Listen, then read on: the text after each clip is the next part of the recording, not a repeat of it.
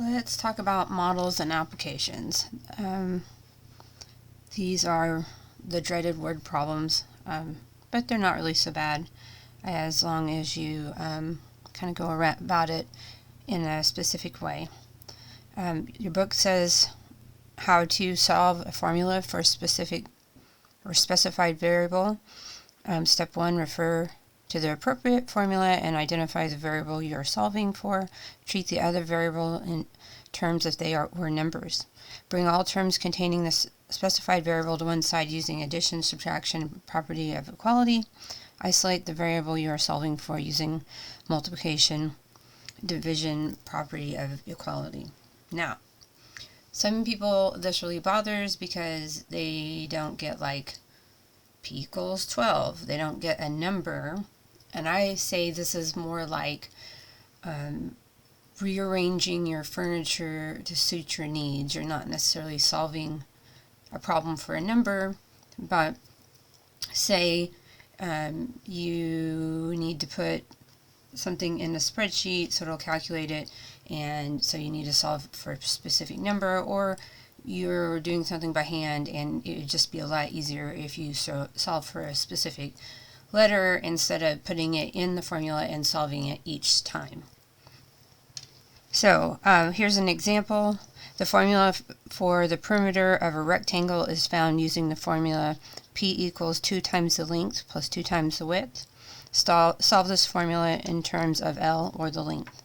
So that would be P equals 2L plus 2W. So we want L, so I want everything with the L on one side and everything without on the other. And I want L, not 2 times L. So I'm going to divide both sides by 2, and I get P minus 2W over 2 is equal to L. Now that's as far as I would take it. Some people may want to write this as P over 2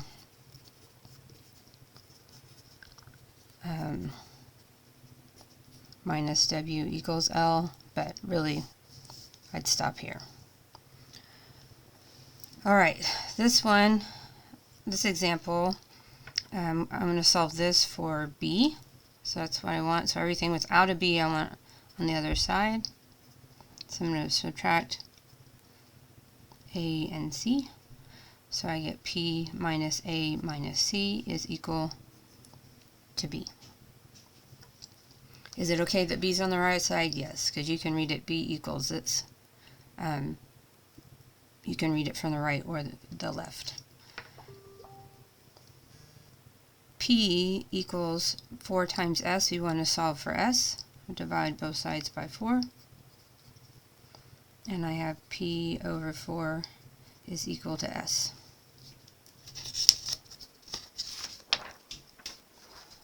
Alright, this next one. C equals 2 times pi times R. And we want to solve for R. So I want to divide both sides by 2 pi.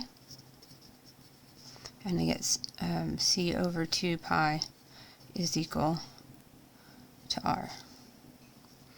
And this one is actually on the test for my MA 117 class. I want to solve for B.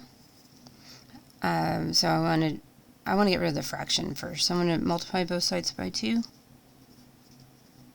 Those cancel out, and I get 2A is equal to B times H. And then I want B, not B times H, so I need to divide both sides by H. And I have 2A over H is equal to B. Alright, so here's a problem-solving strategy for word problems. You're going to read the problem. I say read it 3 times. Read it 1 time just so you can freak out and say, oh my god, this is a word problem, oh no, no, no. And then read it second to kind of calm down and get what you need. And then read it a 3rd time just to make sure you have all the words and the ideas are understood. And maybe even read it once you finish the problem to make sure you answered everything they are looking for. So you're going to identify what they're looking for, name what you're looking for, choose a variable to represent it, translate from math and English into math, We're going to solve it, check your answer to make sure it makes sense, and then answer the question with a complete sentence. Because when you are figuring something out for your job, you're not going to be like, oh, I am, your boss wants you to figure something out, you just don't blur it into his office and go 7, right? You say, oh, I look into this and we need 7 feet of, rubber tubing or whatever it is you need. So that's why you should answer the question with a complete sentence, because unfortunately life is a word problem. All right. This says Hang borrowed $7,500 from her parents to pay her tuition. In 5 years, she paid them $1,500 interest in addition to the $7,500 she borrowed. What was the rate of simple interest? All right, so the simple interest formula is I is equal to the principal times the rate times the time. And I know that the interest she paid was $1,500. The principal, or the amount she borrowed, was $7,500. It says in 5 years, so I know T is equal to 5. And so what did they ask for? What is the rate of simple interest? So we don't know what R is. So I'm going to take all this information and put it into that equation. I have $1,500 equals 7,500 times R times 5. And so this is 1,500 is equal to 37,500. That's 5 times that number times R.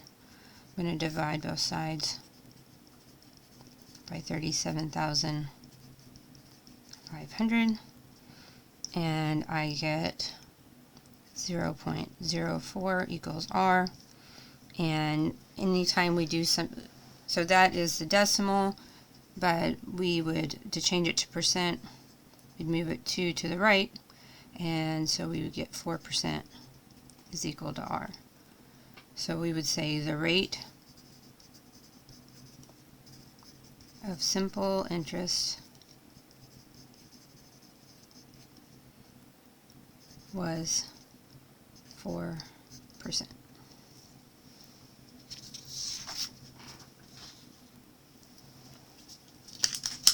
All right. So the formula for the area of a trapezoid is A is equal to 1/2 the big base plus the little base, all times the height. So if B is 10 centimeters, the big base is centimeters, the 10 centimeters, the little one is 8 centimeters, and the area is 45 centimeters squared. Find the height of the trapezoid. So I have A is equal to 1/2 big base, little base, times the height. So I know that's 45 centimeters squared. 1/2 times 10 centimeters plus 8 centimeters times h. So 45 is equal to 1/2 times 18 times h. 45 is equal to 9h. Divide both sides by 9, and I have 5 is equal to h. And really, h is equal to 5 centimeters. And then in a full sentence, we would say the height of the trapezoid is 5 centimeters. So here's a little table that kind of helps you translate from English to math. This is something that I would have had on a recipe card, and had it out when I was doing my homework, just to kind of help me, so it might be good to for you to have it out. So this says one number exceeds another by a. So if something exceeds, as it's more than, so the first number would be x and the other one would be x plus a. Twice a number, that's 2 times x. One number is a more than another number, so that's going to be the same as the first one. You'll have a number and then x plus a. One number is a less than twice a number. So that if this is one number, then the other number is a less than twice that number. The product of a number and a is decreased by b. So the product of a number and a means multiply, and decreased by b is minus. The quotient of a number and the number plus a is 3 times the number.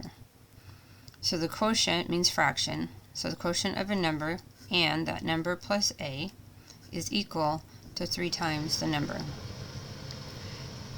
The product of 3 times the number and the number is decreased by b is c. So the product of 3 times a number, that's what that is, and so that then you put your parentheses, the number decreased by b is equal to c. So here's some things, some steps, still kind of what we were talking about. You're going to identify known variables, assign a variable, see how to write one thing in terms of the other, write the equation and solve the equation, and make sure that you explain it in words and include units of measure. Okay, so find a linear equation to solve for the following unknown quantities. One number exceeds another number by 17, and their sum is 31. So I have one number. If one number is x, the other one exceeds, so that would be x plus 17, and it says their sum is 31. So x plus 17 equals 31. By the way, anytime you see is, was, to be, any form of the word to be, the verb to be, that means equals in math.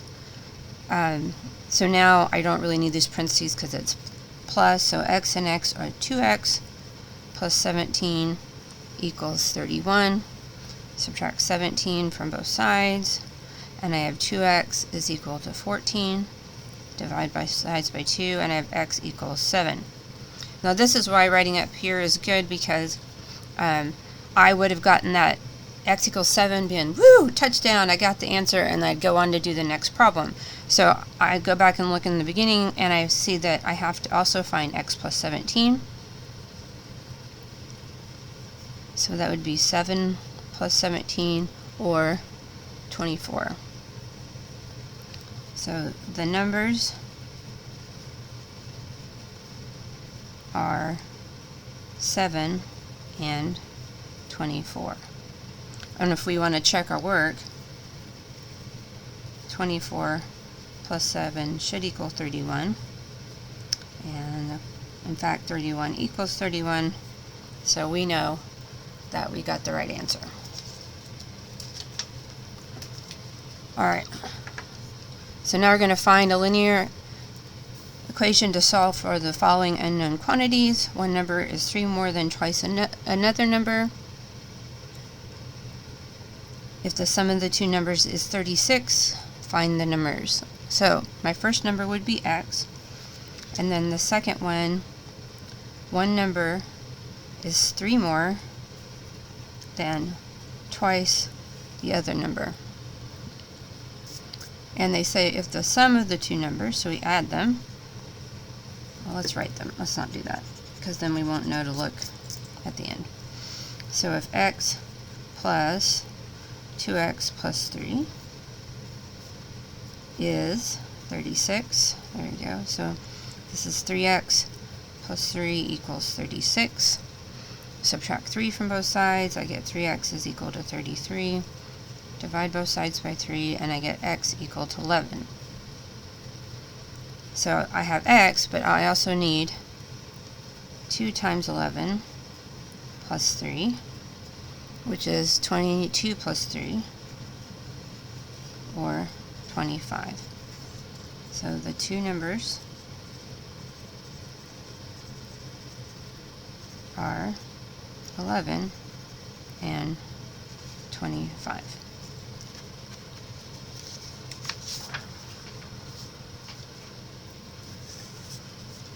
Alright, this one's a little bit more complex, but maybe something that might be more germane to your real life.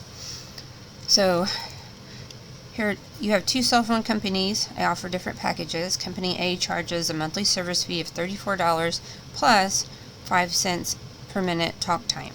Company B charges a monthly service fee of $40 plus a 4 cents a minute talk time. So we want to write an equation that models packages offered by both companies. So Company A charges a monthly service fee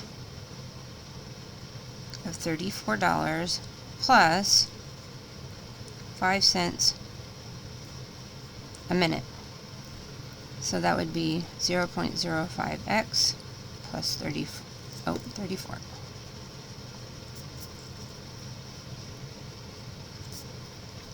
Company B, they charge a service fee of $40, and their rate is 4 cents a minute.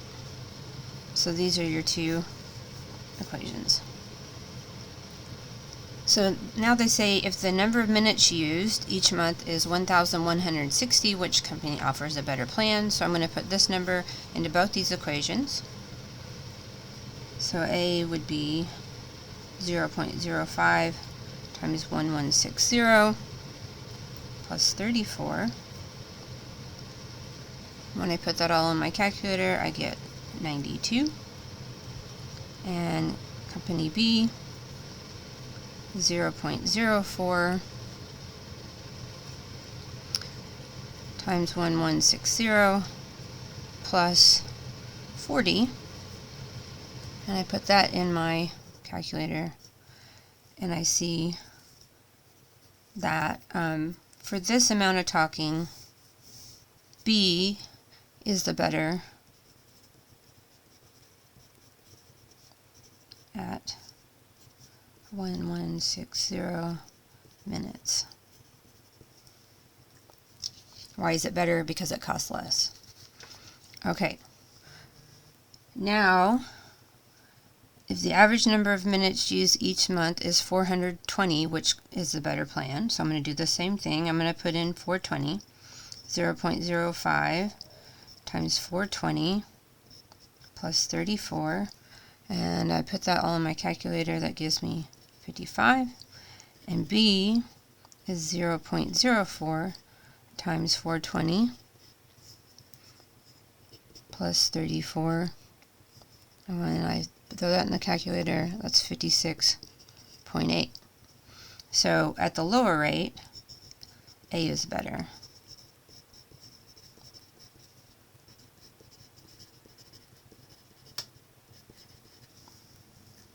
Only slightly better, but it is better. Alright, so how many minutes of talk time would yield equal monthly statements from both companies? So if they're equal, we want to find, well, actually we want to find where these two lines intersect, but we haven't talked about that yet. So what we're going to do is we're going to set the equation for A equal to the equation for B and solve for X. So I have, so you're going to say let A equal B. So I have 0.05x plus 34 equals 0.04x plus 40. And I'm going to subtract this from both sides, and I get 0.01x, and then I'm going to subtract 34 for both sides. So it's equal to 6. Divide both sides by 0.01. And I get x is equal to 600. So both plans are equal at 600 minutes. Alright, now we're going to talk about using a formula to solve a real-world application. So there's formulas you can find out there, and it used to, and when we had a textbook that was a real book that we held in our hands, we would have formulas that would be on the inside of the either the front cover or the back cover, so you could access them quickly. Now I guess we just kind of have to look them up, or hopefully they'll be given to you in a homework problem or in a test question. So this application is using, or this problem is dealing with distance, rate, and time. And so I know distance equals rate times time. That's one of those formulas. And I like to solve this with a table. So let me just read the problem. It takes Andrew 30 minutes to drive to work in the morning. He drives home using the same route, but it takes him 10 minutes longer, and he averages 10 miles per hour less in the morning. How far does Andrew drive to work? So this is my formula. I know that the distance in the morning is equal to the distance in the evening. It doesn't change.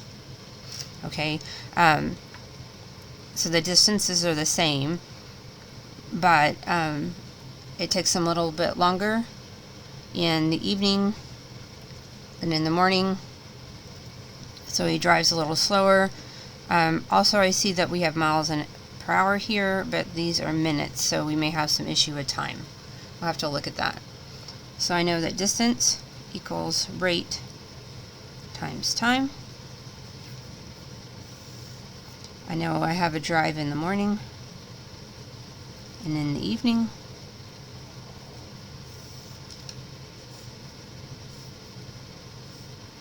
We said he drives to the same place, so the distance is the same. He has the rate in the morning, but it says that in the evening it takes him 10 miles an hour less. And the time is 30 minutes. And in the evening it's 30 plus 10 minutes, which is 40 minutes. Now, we want things in hours though, so this is the same as half an hour, and this is the same as 2/3 an hour. So now so distance equals rate times time, so this equals r times 1/2, and for this one, distance equals r minus 10 times 2/3. We put those together, and I like to have my numbers on the right. It doesn't really matter, because remember 2 times 3 is the same as 3 times 2, so multiplication is commutative. So 1/2 r is equal to 2/3 times r minus 10. I don't like dealing with fractions, so if I multiply both sides by 6, which would be the LCD, I'll get rid of them. So multiply this by 6, multiply this by 6. So I have 3r is equal to, that goes into 2 times 2 is 4, r minus 10. So I get 3r is equal to 4r minus 40. I'm going to subtract r from both, or 4r from both sides, and I get negative r is equal to negative 40, or r is equal to 40. So, but don't do your touchdown dance just yet. That's the rate, but what does it ask? How far does Andrew drive to work? So, distance equals 1/2 times r, 1/2 times 40, or 20 miles. And then you can say Andrew drives 20 miles to work. Alright, let's do a perimeter one. The perimeter of a rectangle of an outdoor patio is 54 feet. The length is 3 feet greater than the width. What are the dimensions of the patio?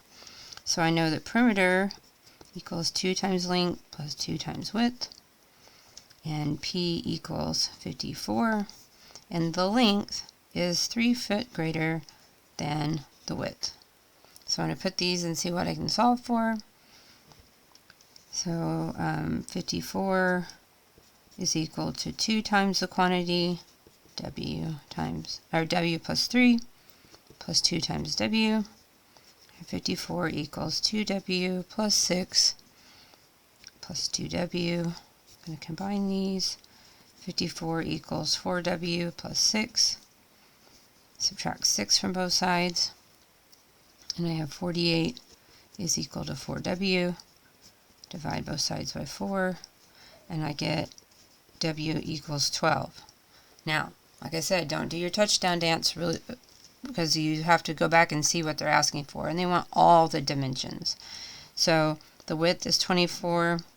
The length is 12 plus 3, which is 15 feet. And then we know the perimeter is 54 feet. Alright, let's do another perimeter. The perimeter of a graph paper is 48 inches. The length is 6 inches more than the width. Find the area of the graph paper. So, we have to find the dimensions and then find the area. So we have two things we're dealing with. Perimeter is 2L plus 2W, and then area is length times width. And I know that the perimeter is 48, and it says that the length is 6 inches more than the width. So I have 48 is equal to 2 times the quantity W plus 6 plus 2W. And that gives me 48 equal to 2W plus 12 plus 2W. Add these, I have 48 equals 4W plus 12. I'm going to subtract 12 from both sides, and I get 36 is equal to 4W, or divide both sides by 4, and I get W is equal to 9. So I know that L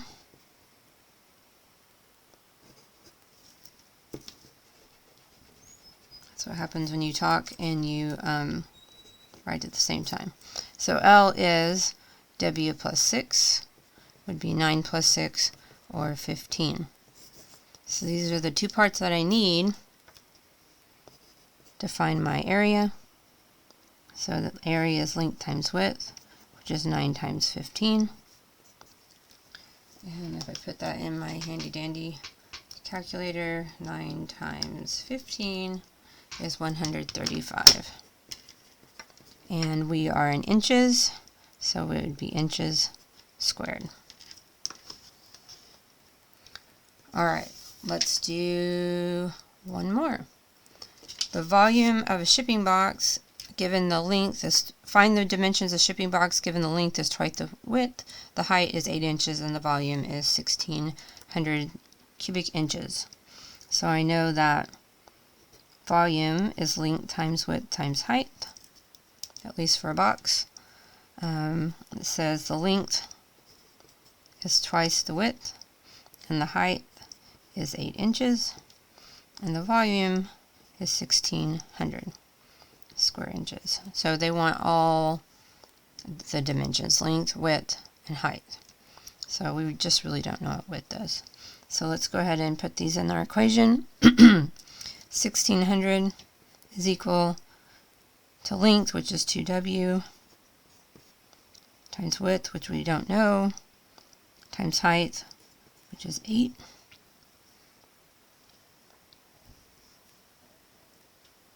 And let's see, I have 1600 is equal to 16W squared.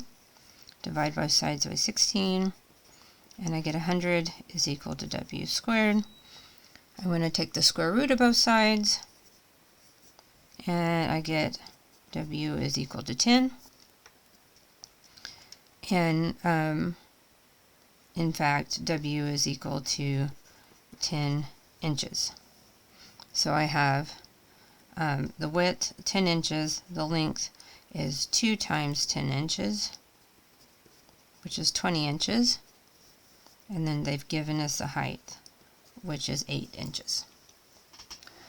Alright, so like before, these things in blue, they are live links on your page, and if you want some more examples, these definitely are good to click on, and they're ones provided by your textbook.